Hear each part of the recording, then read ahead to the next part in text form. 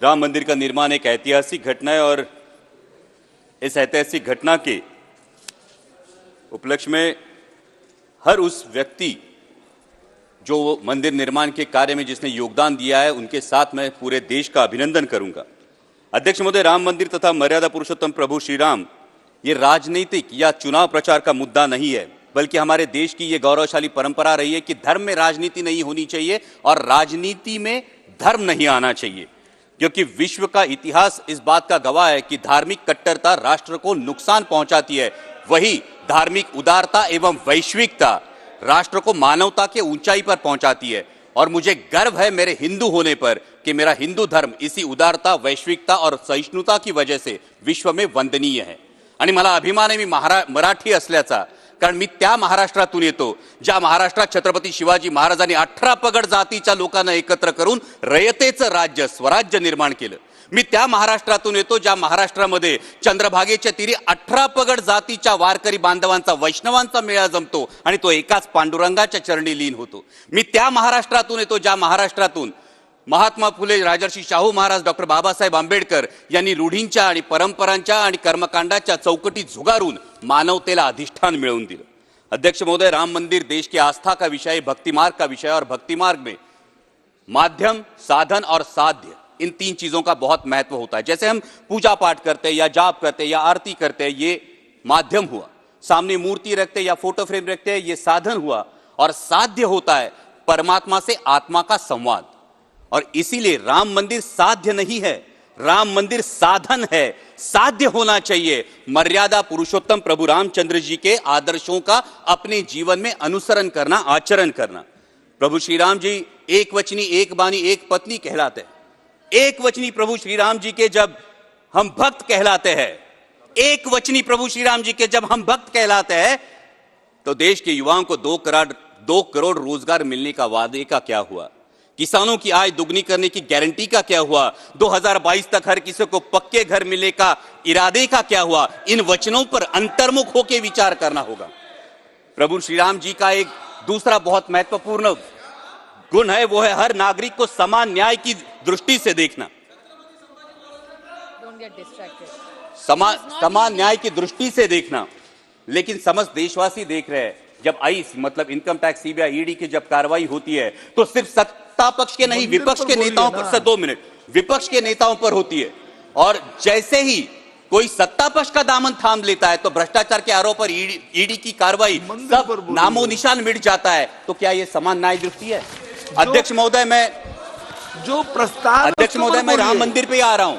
अध्यक्ष महोदय मैं राम मंदिर पे आ रहा हूं। मैं नारायणगांव से आता हूं, जो तमाशा पंडरी कहलाती है। और तमाशा लोकनाट्य ये महाराष्ट्र की बहुत बड़ी परंपरा रही। प्रस्ताव से सहमत हैं या असहमत हैं, इस पर बोलिए आप। जी मैं सहमत हूं, इसीलिए इसी पर तो आ रहा हूं। और तमाशा ये हमारी परंपरा है, इसमें वग्नाट्य होता है और ये वग्नाट्य व्यंगात्मक रूप से होता है। तो ये व्यंगात्मक रूप से लिखने वाले एक लेखक ने मुझे कहा कि वो कलयुग का रामायण लिख रहे हैं। तो मैंने पूछा कैसे, कलयुग में कैसे राम होगा? कलयुग में राम लल्ला आएंगे लेकिन रामायण कैसे होगा?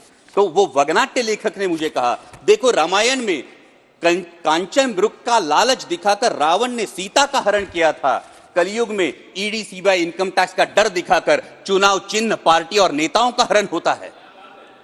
रामायण में सीता मैया अशोकवन में विलाप कर रही थी, आज लोकतंत्र कलयुग में विलाप कर रहा है। तो मैंने पूछा, सर सिर्फ 2 मिनट दीजिए। तो मैंने पूछा इस पे उपाय क्या है, क्योंकि रामायण में तो हनुमान जी ने समुद्र लांघकर सीता मैया को राम जी की अंगूठी दी और उनका ढाढ़स बांधा। उन्होंने बोला आज भी हो सकता है। मैंने पूछा कैसे? उन्होंने बोला उन्हीं हनुमान जी से प्रेरणा लेकर समस्त देशवासियों को झूठी गारंटी और झूठे प्रोपेगेंडा का समुद्र लांघकर मतदान की अंगूठी देनी होगी और लोकतंत्र का ढाढ़स बांधना होगा। और अंत में अध्यक्ष महोदय, आई एम कंक्लूडिंग, अंत में मेरी ही रची एक कविता की पंक्तियां सुनाकर मैं अपनी वाणी को विराम दूंगा। और इसी के साथ एक कलयुग के उदाहरण का मैं जिक्र करना चाहूंगा।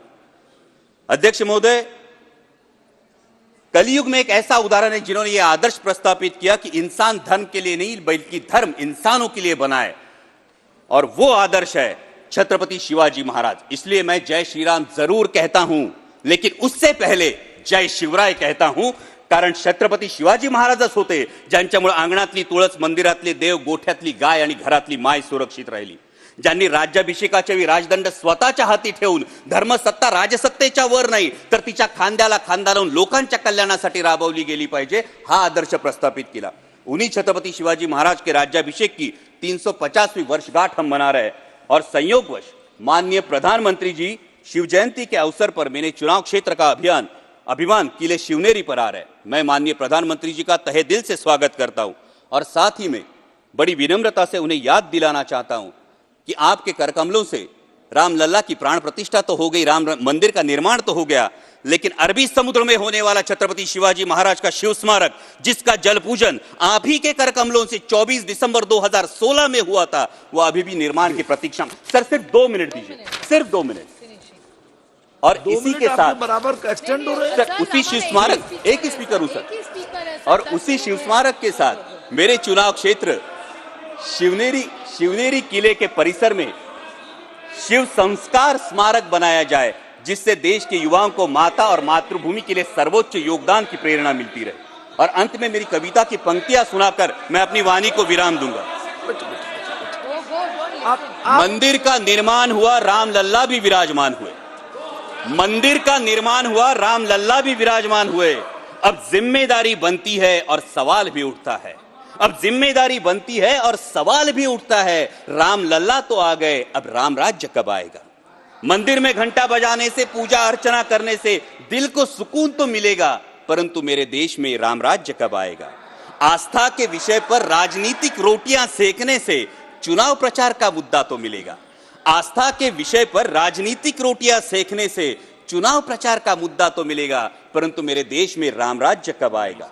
राम राज्य तो तब आएगा, राम राज्य तो तब आएगा जब धोबी की तरह आम देशवासी की शंका का समाधान होगा, जब आज की शबरी के बेरों का आदर और प्रेम पूर्वक स्वीकार होगा, जब किसान मजदूर महिला हर नागरिक के साथ समान न्याय होगा, किसानों को मेहनत का सही दाम और मेरे हर युवा के हाथ को काम होगा। राम राज्य तो तब आएगा। सर सिर्फ 2 मिनट कंक्लूडिंग सर।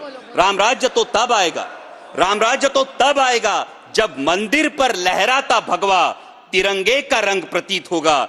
दहलीज के बाहर कदम रखते ही राम, रहीम, रॉबर्ट हर कोई सिर्फ भारतीय कहलाएगा। जब प्रत्यंचा तानने, सर सिर्फ 2 minute sir, let me sir, last line. Ram राज्य तो तब आएगा जब